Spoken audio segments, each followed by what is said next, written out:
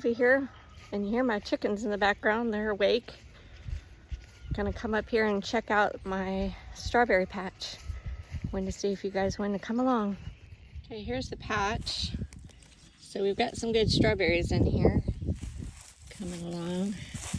If you look, they're pretty loaded in all throughout here. They're still green, still little.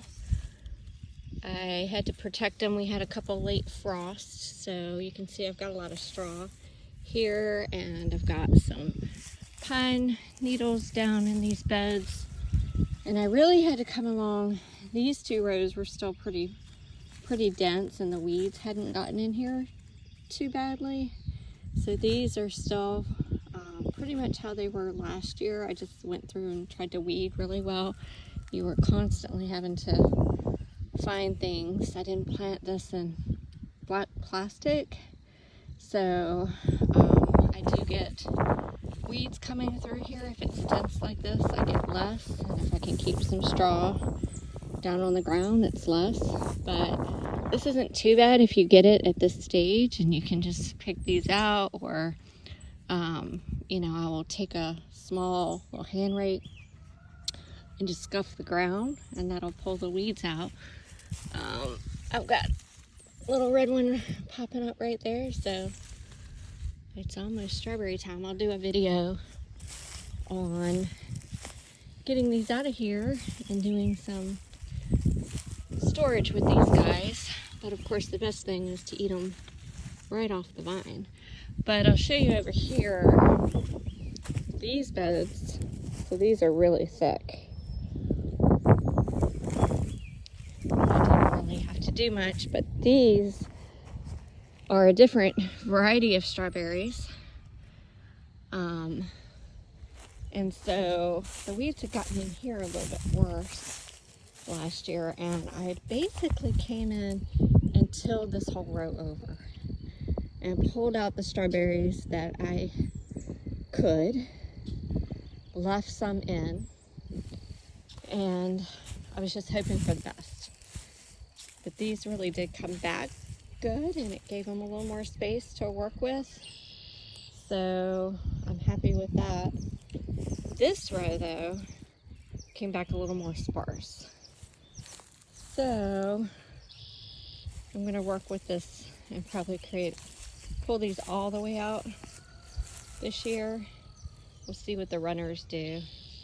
But if it doesn't do well, then I may start over on this row.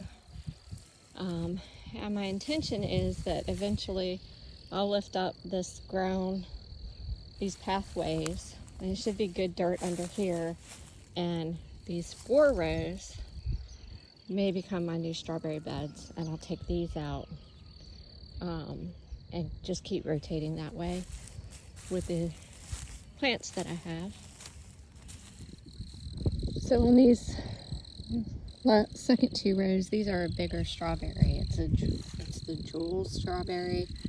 They are much more of a meatier strawberry.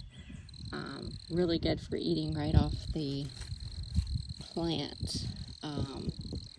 Where these other strawberries, and you can see I put the pine tags pretty thick in here because there is so much open space. I'm trying to keep the weeds down and keep a little better maintenance. This variety, I'm trying to remember what I planted.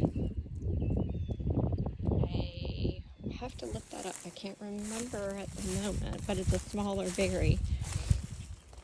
So it does a little bit better for smoothies and things like that. It's a little less to eat when you just pick it. It's not going to be as big of a berry. Oh, I've got the tag right here. Sparkle strawberry. So both of these taste really great. It's just the size of the berry and kind of how many you get out of the patch. This was more berries, but smaller berries. Those are fewer berries, but really large berries, which is nice to have the mix. I don't know, this one looks like it's coming along. You're going to see how big that berry is. And I was getting them bigger than that. This is still growing. but the jewel are going to be bigger berries overall. These are coming along really nicely. They're a little bit of a smaller variety, but you can see I have blooms and strawberries everywhere. And they really don't come in all at once. They keep on coming, which is nice. But you have to come out here and pick every day and look for ones that are ripe so they don't sit here and get mushy and go bad. But we're gonna have tons of strawberries soon, which is great.